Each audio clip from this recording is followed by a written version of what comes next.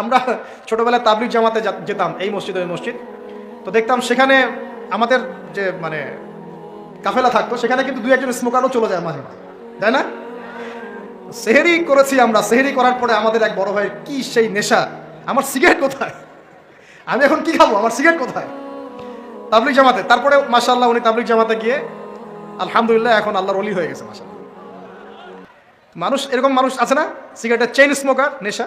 আমাদের যুবকদের মধ্যে বড় একটা অংশ আজকে মাদকের ভয়াল থাবায় ডুবে গেছে, যায় নাই? এদেরকে ফেরাতে হবে না? ফেরানোর জন্য আমি আমার পক্ষ থেকে একটা খালি নসিহত করবো, একটা নসিহত, অনলি একটা। সারা দুনিয়ার মাদক যদি সেবন করো, তোমার মনের কষ্ট দূর হবে না। মাদকের কাছে গিয়েছে কেন আমি বলছি, কেন গিয়েছে জানেন? এক সঙ্গদোষ, কোনো খারাপ সার্কেলে পড়েছে, বলেছে আয় একটু সিগারেটে টান দে, কি সমস্যা। ও একদিন টান দেওয়া শুরু করেছে, পরে আস্তে আস্তে আস্তে আস্তে অভ্যস্ত হয়ে গেছে। ওই স্মোক করতে গিয়ে আস্তে আস্তে বড় নেশা চলে গেছে, সঙ্গদোষ। 2 নম্বর, ওই যে একটা প্রেম করছে জীবনে, প্রেমিকা ছেড়ে চলে গেছে, ওর ধারণা যে দুনিয়ার সব আমার চলে গেছে। একটা মেয়ে, মেয়ের অভাব নাকি দুনিয়ায়? হ্যাঁ, মেয়ের অভাব মনে করেন? সে জামানায় একটা ছেলের ঘাড়ের মধ্যে 40টা মেয়ে থাকবে। আরে ভাই, 40টা বউ না, 40টা মেয়ে, মহিলা। মানে আপনার ঘাড়ে থাকবে আপনার স্ত্রী, আপনার কন্যা, আপনার মা, আপনার বোন, আপনার শাশুড়ি, আপনার খালা, সব আপনার ঘাড়ে। সে জামানায় মেয়েদের সংখ্যা আস্তে আস্তে বাড়তে থাকবে, ছেলেদের সংখ্যা আস্তে আস্তে কমতে থাকবে, যুদ্ধ বিগ্রহ বেশি হবে, ছেলে মানুষ একটু বেশি মারা যায় না, বাইরে চলাফেরা বেশি করে, অ্যাক্সিডেন্ট আছে, রোড অ্যাক্সিডেন্ট, এই সেই, যুদ্ধ বিগ্রহ। এমনি গড়াইও ছেলেদের কম, আর ছেলেদের জন্মহার কিন্তু মেয়েদের চেয়ে কম, কারণ শিশু ছেলে মারা যায় বেশি, মেয়েরা মারা যায় কম। তো ছেলেরা এমনিতেই সংখ্যায় কম হবে, আর শেষ জামানায় মেয়েদের সংখ্যা আরও বেশি বাড়তে থাকবে। একটা মেয়ে চলে গেছে, ব্যাস আপনি জীবনটা নষ্ট করে ফেললেন, কি হয়েছে? আর এগুলো কিন্তু কোনো ভালোবাসা না, এগুলো হচ্ছে একটা আবেগ। এটার নাম কি ভাই? এটা জাস্ট একটা আবেগ। অনেক হুজুর দেখি এখন প্রেম বিশেষজ্ঞ হয়ে আপনাদেরকে ওয়াজ করে। হ্যাঁ, দেখা হইলে আমি বলবো তার সাথে যে এইসব প্রেমের সুরসুরি মার্কা ওয়াজ বন্ধ করতে। এগুলো দিয়ে যুবকদের উপকার হচ্ছে না, কারণ বিয়ে না করলে সংসার বুঝবেন কিভাবে? বিয়ে না করলে আপনি সংসার বুঝবেন কিভাবে? মনে করেন আমি বিয়ে শাদী করি নাই, আমি আপনাকে কি বিয়ের ওয়াজ করব? আমার তো অভিজ্ঞতাই নাই। আর মনে করেন আপনি 2টা বিয়ে করছেন, কথা এখন আপনি বলবেন বাপরে বাপ, এই কাজ ভাই আমি করছি, আপনারা করতে যান না, কারণ আপনার অভিজ্ঞতা হয়েছে, অভিজ্ঞতা থেকে মানুষ শেখে না। তো সুরসুরি মার্কা ওয়াজ দিয়ে কি মানুষকে শেখানো যাবে? এই যে ছেলেরা মেয়েদের সাথে হারাম সম্পর্ক করে এক পর্যায়ে যে ছেঁকা খেয়ে মাদকের কাছে গেল, এখানে মূল সমস্যাটা ভালোবাসা না, এখানে মূল সমস্যাটা ছিল আপনি আপনার নফসের কাছে হেরে গেছেন, আপনি আপনার নফসের কাছে হেরে গেছেন, আপনি আপনার প্রবৃত্তির কাছে হেরে গেছেন। এটা ছিল একটা জেনা, একটা যৌনতা, এটা ভালোবাসা ছিল না। এটাকে আমরা বলবো আপনি হরমোনিয়াস হয়েছেন, হরমোন আপনার শরীর থেকে যে থ্রো করে, এই হরমোনের ফলে আপনি একটা হরমোনিয়াস হয়েছেন, দ্যাটস অল। আর যে মেয়েটা আপনাকে উঠতি বয়সে এইসব মিথ্যা প্রতিশ্রুতি দিয়েছিল, সেও ছিল একটা প্রতারক, কি ছিল একটা, সে নিজেও জানতো না যে সে নিজে কি করছে, সে নিজেও জানতো না সে চায় কি, তখন আপনিও বুঝতেন না আপনি কি চান। এগুলো আর জীবন জগৎ বাস্তবতা রেসপন্সিবিলিটি সম্পূর্ণ আলাদা জিনিস। ভালোবাসার সংজ্ঞা কি তাহলে? ভালোবাসার সংজ্ঞা হচ্ছে, ভালোবাসার ডেফিনেশনটা হচ্ছে যে আপনি যাকে পছন্দ করেন, যাকে আপনি ভালোবাসেন, তাকে আপনি কতটুকু বোঝেন, এটা হলো ভালোবাসার ডেফিনেশন।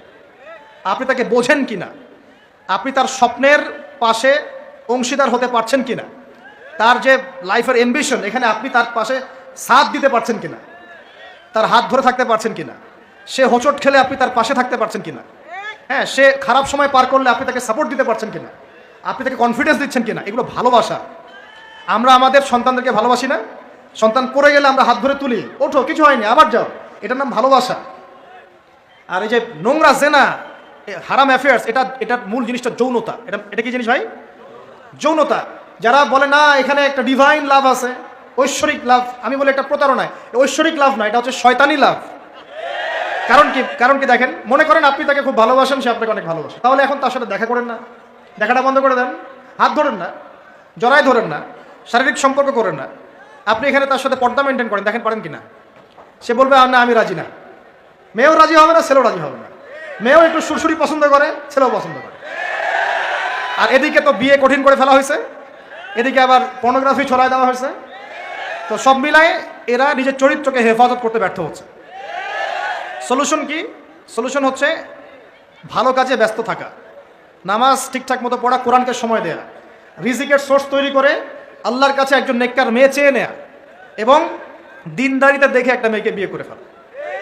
বিয়ে করবেন জাস্ট যখন আপনি কবুল বলবেন আল্লাহ পাকের কালিমাকে সাক্ষী রেখে, আপনি ফিল করবেন যে তখনই আল্লাহর পক্ষ থেকে এই অপরিচিত একটা মানুষের প্রতি আপনার একটা মহব্বত তৈরি হয়ে যাবে। এটাই ভালোবাসা, এটাই ভালোবাসা। আর এটা আল্লাহ রাব্বুল আলামিন সূরা রুমের মধ্যে বলেছেন। সূরা রুমে আল্লাহ বলেছেন ওয়াজআলা বাইনাহুম মাওয়াজ্জাতা ওয়া রাহমা, আমি আল্লাহ তাদের মাঝখানে মহব্বত এবং ভালোবাসা সৃষ্টি করে দিই। আল্লাহু আকবার, আল্লাহ সৃষ্টি করে দেন। আমাদের নানীদেরকে দেখবেন, নানা নাই, দাদা নাই, দাদি নানীদেরকে দেখবেন, বলবেন না আমি আমার স্বামীর ভিটা ছেড়ে কোথাও যাব না, বলে না? তাদের বিয়ে হয়েছিল, দেখা যায় দাদার বয়স ছিল তখন 16 আর দাদির বয়স ছিল তখন 14। এখন তো করা যাবেই না, এটা করলে আপনাকে শাস্তির আওতায় নিয়ে আসবে। তবে 16 বছর বয়সে আপনি জেনা এখন করতে পারবেন, ঠিক আছে, নাউজুবিল্লাহ। নানির বয়স ছিল 10, 12, নানার বয়স ছিল 20, এসব সময় বিয়ে হয়েছে না? 30, 40, 50 বছর সংসার করছে, কোনোদিন সংসারে ভাঙন হয় না, আছে না? এমন এটা ভালোবাসা। একজন আরেকজনের সম্মান বুঝতে শেখা, একজন আরেকজনের পাশে থাকা, একজন আরেকজনের স্বপ্নের পাশে থাকা, হোঁচট খেয়ে পড়ে গেলেও হাত ধরে উঠানো, পিছন থেকে কনফিডেন্স দেওয়া, তাকে বোঝা, রেসপেক্ট করা, সবচেয়ে বড় কথা বিশ্বাস করা। কি করা? ভিতর থেকে বিশ্বাসটাই হচ্ছে ভালোবাসার সবচেয়ে বড় নিদর্শন। বিশ্বাস নাই, এখানে ভালোবাসার কোনো দামই নাই। তো যেটা আপনি মাদকে যেদিক দিয়ে গিয়েছেন, এটা একটা জেনার রাস্তা ছিল। কিসের রাস্তা ভাই? শয়তান আপনাকে নিয়ে গেম খেলেছে। তো এই যে হয় সঙ্গদোষ, না হলে মেয়ের কারণে, অথবা দেখা যায় এমনি স্টাইল করার কারণে, খাই সবাই, আমি একটু খাই, সমস্যা কি? কেউ কেউ একটু গুন্ডা মাস্তানি করতে পছন্দ করে, হকি স্টিক নিয়ে দৌড়াদৌড়ি করবে। ওই যে বলেছে একদিন 4-5 জন 10 জন মিলে একটা ছেলেকে মেরে ফেলে দিল, মনে করলো যে খুব বীর হয়ে গেছে। 4টা 5টা 10টা ছেলে মিলে একজনকে মারার নাম বীরত্ব? সাহস থাকলে একজন একজন মারামারি করলো না কেন? একজন একজন করতে দেখতাম কার কত শক্তি। এখন তো মেয়েরাও মেয়েদেরকে মারা শুরু করছে, মাশাআল্লাহ, সবখানে উন্নতি অগ্রগতি হচ্ছে। এটা নারী উন্নয়ন, এটা কি নারী উন্নয়ন না? হ্যাঁ, মাশাআল্লাহ। এখন এই জন্যই বলি যে কি বলবো, যে শিক্ষা প্রতিষ্ঠানে আল্লাহর ওয়াস্তে এইসব বন্ধ করেন। শিক্ষা প্রতিষ্ঠান যারা চালান আল্লাহর ওয়াস্তে এখানে পরিবেশ নিশ্চিত করেন। পড়াশোনা একটা পরিবেশ দরকার হয়। শুধু টিচার ভালো হলে, সিলেবাস ভালো হলেই পড়াশোনা হয় না, একটা পরিবেশ লাগে, সুন্দর একটা পরিবেশ লাগে, যেখানে এ ধরনের প্রবলেম ফেস করে ছাত্রদেরকে হলে থাকতে হয়। সেখানে কি পড়াশোনা হবে? আল্লাহ পাক আমাদের সবাইকে বোঝার তৌফিক দান করুন। দেখুন, আবু জাহেলের যুগে মাদক ছিল, এই যুগে আছে কি নাই? আছে না? আমি যে নসিহতটা করতে যাচ্ছিলাম সেটা শোনেন। সেটা হলো, সারা দুনিয়ার সমস্ত কষ্ট, সারা দুনিয়ার যত কষ্ট, দুঃখ এবং যন্ত্রণা যা আপনি নিজের মনে করছেন, যেগুলো আমার, মাদক আপনার এই কষ্ট, দুঃখ, যন্ত্রণা নেভাতে পারবে না। কি নেভাবে? আমি আপনাকে ভাই হিসেবে পরামর্শ দেই, জাস্ট দুটো কাজ করবেন, আপনার সমস্ত দুঃখ, কষ্ট, যন্ত্রণা শেষ, মুহূর্তেই শেষ। 1 নাম্বার, সুন্দর করে ওযু করে মসজিদে গিয়ে আল্লাহকে সেজদা করেন, আপনার সমস্ত কষ্ট চলে যাবে, চলে যাবেই, আমি গ্যারান্টি দিচ্ছি 100% গ্যারান্টি, আপনার সমস্ত কষ্ট চলে যাবেই ইনশাআল্লাহ। আমাদের নবী যখনই কষ্ট পেতেন নামাজে দাঁড়িয়ে যেতেন। তুমি কষ্ট পেলে ব্যঞ্জন ধরাও। যখনই নবী কষ্ট পেতেন, তার কষ্ট মনে হতো, খারাপ লাগতো, কোনো কিছু উদ্বিগ্ন, চিন্তিত হতেন, তিনি ওযু করে নামাজে দাঁড়াতেন আল্লাহু আকবার বলে। আর তুমি গ্যাস লাইটার বের করেই ব্যাস ধরিয়ে টান দেওয়া শুরু করো। অনেস্টলি বলেন দেখি, ওটা টানলে কি কষ্ট কমে? কষ্ট কমে না? বাড়ে, আরো বাড়বে। যত আপনি জিয়ে রাখবেন তত বাড়বে। একটা মজার কথা বলে আমি আস্তে আস্তে শেষের দিকে যাবো, আলোচনা কিন্তু আর লম্বা হবে না, রমাদান দিয়ে শেষ করবো। শোনেন, এক ব্যক্তি খুব বেশি কাঁদে, তো ওই ব্যক্তির সামনে গিয়ে একজন একটা কৌতুক বলছে, কৌতুকটা বলছে, সে ব্যক্তি বলছে আমি এই কৌতুক বহুদিন শুনছি, এই কৌতুক শুনে আমি অনেকদিন হাসছি, একই কৌতুক কতবার আমাকে শোনাও। তখন সেই ব্যক্তি বলছে, দ্বিতীয় ব্যক্তি, যে একটা কৌতুক শুনে যদি তুমি বারবার হাসতে না পারো, তাহলে একই দুঃখের কথা মনে করে বারবার কাঁদো কেন? কথা বুঝতে পারছেন না? ঘটনা তো গন, কে শেষ, ওটা আমার জীবন থেকে ওভার। ওর সাথে আপনার অতীতের সাথে আপনার এখনকার কি সম্পর্ক? এখনকার আপনি নতুন মানুষ, এবং সেটা গন কেস, শেষ। অতএব মাদক আপনাকে সুখ দিবে না। সেজদা, ওযু করে সেজদা মানে নামাজ, এবং 2 সবচেয়ে আমার সবচেয়ে ফেভারিট জিনিস, সেটা হলো আল কোরআন তেলাওয়াত। আল কোরআন অর্থ বোঝেন চাই নাই বোঝেন, আপনি তেলাওয়াত করতে থাকেন, মনের সব কষ্ট চলে যাবে ইনশাআল্লাহ। এমন একটা শান্তি ফিল করবেন, এই শান্তির কথা যদি ওই যে পশ্চিমারা জানতো না, তাহলে এখানেই বোম মারা শুরু করতো আর কি। কথা বুঝতে পারছেন? আল্লাহ আমাদেরকে বোঝার তৌফিক দান করুন।